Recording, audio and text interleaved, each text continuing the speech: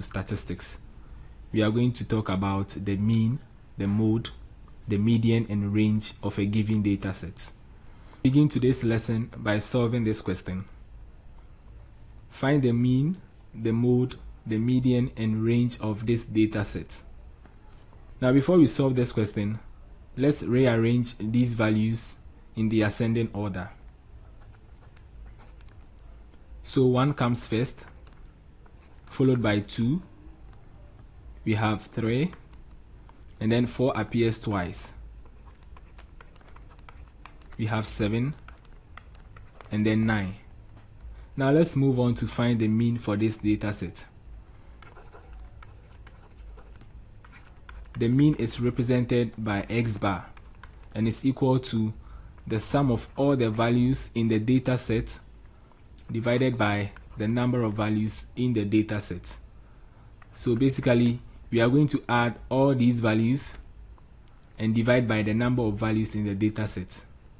So that's going to be 1 plus 2 plus 3 plus 4 plus 4 plus 7 plus 9 divided by the number of values, that is 1, 2, 3, 4, 5, 6, 7. So we have 7 values. So divided by 7. Now 1 plus 2 plus 3 plus 4 plus 4 plus 7 plus 9 gives 30. So we have 30 divided by 7, and 30 divided by 7 is approximately 4.29. So we have our mean to be 4.29. Now let's find the mode.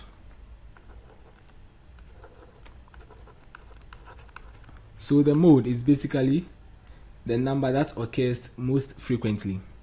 So from our data set, let's focus on the one written in blue. From our data set, we realize that 4 occurs most often, 4 occurs twice, and then the other numbers occurs only once. So the most occurring number is 4. So the mode for this data set is 4. Now let's move on to the median. Now the median is the middle number from the list. Now to find the median, then basically we want to cancel out the ending values. So we cancel out 1 and then 9, 2 and then 7, 3 and then 4, and then we are left with one number in the middle. Now this is the median. So the median for this data set is 4. Now let's find the range. The range is the difference between the highest value and the least value. Now for this data set, the highest value is 9 and the least value is 1. So the range is 8. So that's very simple. Let's try another example. So for the second question, we are going to find the mean, mode, median, and range of this data. Now this is slightly different from the first question. The first question had the data set consisting of 7 numbers. However, in this question, we have 8 values or 8 numbers here. Now, before we solve the question, let's rearrange the values in the data set in the ascending order. So we have 3, we have 9, we have 11 occurring twice, we have 12, we have 16, 18, and 20. Now let's find the mean. So the mean is the sum of all the values in the data set divided by the number of values in the data set. So let's sum up all these values. We have 3 plus 9 plus 11 plus 11 plus 12 plus 16 plus 18 plus 20 divided by 8, because we have 8 numbers. Now the numerator gives 100 divided by 8. 100 divided by 8 is 12.5. So we have the mean to be 12.5. Now let's find the mode.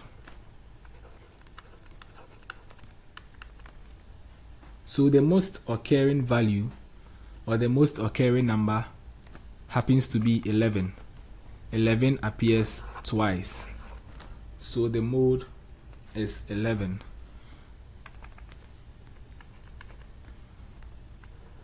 Now the median.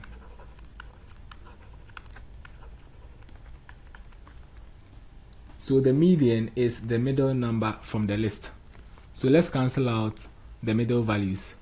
So we cancel out 3, 20, 9, 18, 11, 16, and then we have two numbers left in the middle. We have 11 and then 12. So in such situations, if you encounter a situation where you have two numbers being the middle number, what you are going to do is you are going to add those two numbers and divide by 2. So basically, you are going to find the average of the two numbers. Now 11 plus 12 is 23. So 23 divided by 2 is 11.5. So this is the median. Now let's find the range. So the range is the difference between the highest value and the least value. Now the highest value is 20 and the least value is 3. So the range is 17. So basically, these are very simple calculations that you can solve when you encounter them in your examination. Now let's solve some questions regarding word problems. Okay, so away from that, let's solve some questions on word problems. We have our first question here.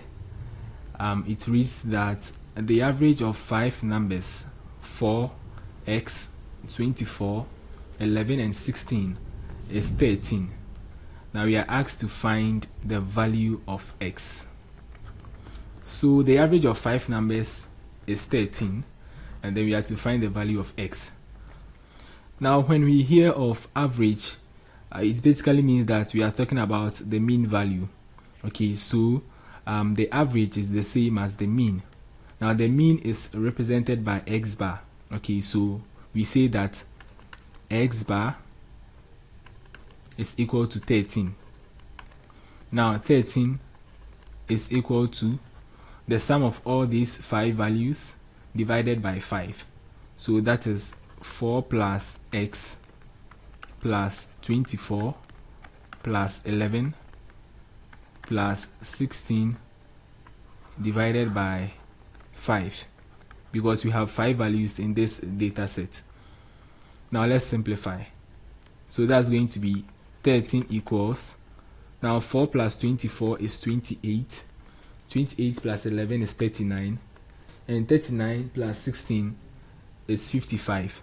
So we have 55 plus x divided by 5. Now we can cross multiply. So 5 times 13 is 65, and then 1 times 55 plus x is 55 plus x. Because we want to find the value of x, let's transpose 55 to the left hand side. So that becomes 65 minus 55 equals x. So the value of x is 10. So that was a very simple one. Now let's try the second question. So let's try the second question together. The set of numbers x squared, 3, 10, 5x minus 4, and 12, where x is a positive integer, has a mean of 9. Now we are going to find the value of x. Now from the question, we are told that x is a positive integer, and so far as we have x squared, it means that we are going to obtain 2 values of x. Now we are going to choose the positive value of x because we have a clue that x is a positive integer. Now let's attempt the question. From the question, the mean value is 9. So we have x bar equals 9. So we know that the mean is the sum of all the values in the data set divided by the number of values in the data set. So we have 9 equals x squared plus 3 plus 10 plus 5x minus 4 plus 12 divided by 5, because we have 5 numbers here. Now let's simplify. So we have 9 equals 3 plus 10 is 13, 13 plus 12 is 25, and then plus negative 4 is 21. So we have x squared plus 5x plus 21 divided by 5. Now let's cross multiply. So 5 times 9 is 45 equals x squared plus 5x plus 21. Now let's transpose 45 to the right hand side. So we have x squared plus 5x plus 21 minus 45 equals 0.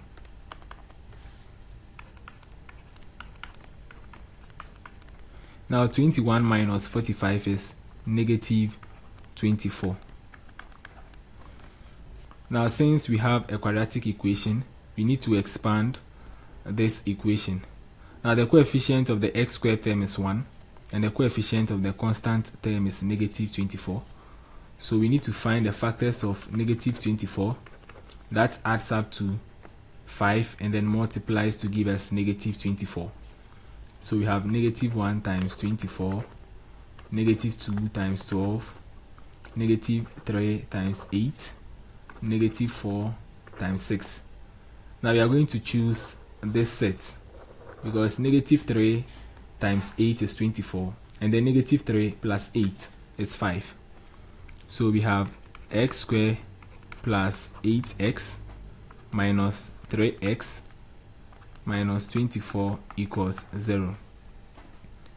Now the greatest common factor between x squared and 8x is x. So we have x outside and then x plus 8 inside the bracket. We have negative 3 outside and then x plus 8 inside the bracket. So we have x minus 3, x plus 8 equals 0. So this becomes x minus 3 equals 0, x is equal to 3, x plus 8 equals 0, x equals negative 8. Now because we are told from the question that x is a positive integer, it follows that x is equal to 3 is what we are looking for.